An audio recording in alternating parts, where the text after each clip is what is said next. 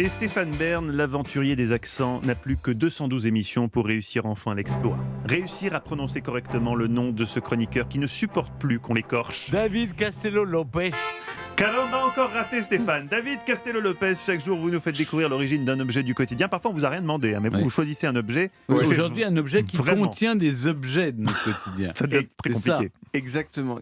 Alors, vous dites souvent quand même que je m'intéresse à des trucs qui n'intéressent personne, mais je pense que vous savez pas à quel point. Ah oui, Et là, Vous on vous va levez le le matin découvrir. et vous dites tiens, qu'est-ce que je pourrais faire aujourd'hui? Il y a- Tiens, un porte-container. Il y a quelques années, par exemple, je suis allé en Chine et j'ai fait un détour de 1000 km pour aller visiter une usine de radiateurs.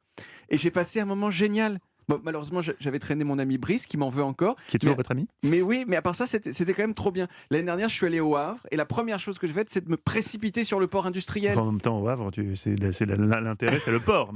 Et je ne sais pas si vous avez déjà visité un port industriel, mais c'est tellement beau. C'est des cathédrales d'efficacité les C'est unes vrai, à côté c'est beau. des autres. Il y a les grues, les navires gigantesques, les containers empilés les uns sur les autres. On dirait des tableaux abstraits de la taille d'une tour de 15 étages. C'est super beau. Et en plus, ces containers et les ports qui vont avec, c'est le socle sur lequel repose le commerce mondial. Alors moi, je les vois, ces boîtes de toutes les couleurs, et je me dis, il y a quoi à l'intérieur? Peut-être les radiateurs chinois que j'ai vu fabriquer, peut-être des canapés, peut-être de la cocaïne cachée dans des fausses télés, on ne sait pas. Et bien sûr, ça donne envie de savoir qu'est-ce qu'il y avait avant qu'il y ait des containers et des porte-containers. Et il y a un économiste anglais qui est aussi journaliste qui s'appelle Tim Harford et qui a écrit un livre dans lequel il décrit super bien ce qu'il y avait avant. Il prend l'exemple d'un navire marchand américain, le SS Warrior en 1954, qui transportait des marchandises entre New York et l'Allemagne. Et bien dedans, il y avait 200 000 objets séparés dans presque 1200 paquets différents, dont aucun n'avait la même taille ni la même forme. Et résultat, ça prenait des jours et des jours à charger et à décharger. Et en gros, le chargement et le déchargement du navire prenaient autant de temps que le voyage de New York en Allemagne. Et du coup, transporter des trucs sur des longues distances, c'était incroyablement cher. Et donc, on ne le faisait pas. On produisait des trucs juste à côté. Là, on les consommait. C'était peut-être mieux C'était finalement. finalement. Et Ça puis un s'appelle la jour, relocalisation. C'est pas mal. exactement. Et puis un jour, en 1937, il y a un conducteur de camion de 24 ans qui s'appelait Malcolm McLean et qui était en train d'attendre depuis des heures que la cargaison de son camion soit déchargée. C'était une cargaison de coton déchargée sur le port. Et il s'est dit, si je pouvais mettre mon camion directement sur le bateau avec toutes ces marchandises dedans, on gagnerait un temps de malade.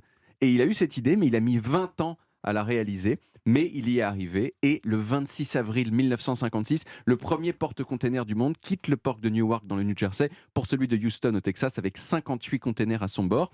Et en quelques dizaines d'années, c'est devenu la règle au point que ça a divisé le prix du transport maritime par plus de 8. Et les conséquences pour le monde, elles ont été gigantesques parce que comme ça coûtait plus rien de transporter des trucs, et ben les entreprises elles se sont dit on n'a qu'à foutre nos usines ailleurs. Pourquoi pas en Chine? Et donc, c'est pas du tout exagéré de dire que Malcolm McLean, avec son invention du container, il a tout simplement rendu possible la mondialisation avec ses côtés cool, comme le fait qu'on ait des iPhones et puis aussi les côtés moins cool. C'est fou parce qu'on trouvait ça anecdotique, ce sujet Oui. sur les porte-conteneurs. Mais Du en coup, fait, c'est passionnant. C'est complètement central. vous nous avez scotché, David. Ouais.